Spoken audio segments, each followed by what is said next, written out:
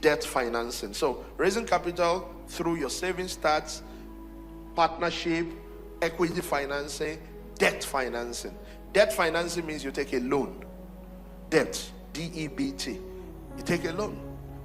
If I get this amount, the reward for equity will be dividend. The reward for debt will be interest. So if I take this loan, I'll pay back this in this number of years.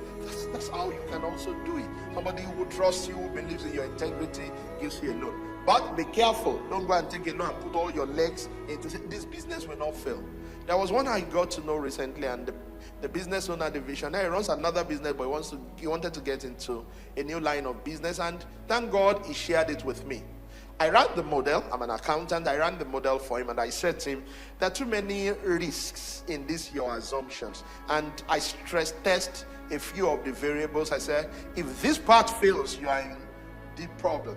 And he was going to do debt financing where he will commit to paying a monthly interest. So I said, don't do that. I gave him another idea instead. Why don't you try this?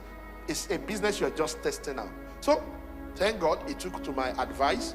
He didn't go for the debt financing. We were able to get the financing through other vehicles. There are so many vehicles, bridge financing through debt. There are many other vehicles. So we were able to get some of the amount. I told him to phase the implementation. Don't go straight. Phase the implementation. Let's just run this for what we call proof of concept. So we ran that part, and guess what? His assumptions were not working. My assumptions that this part can fail, and if this part fails, everything is failed. That was what happened.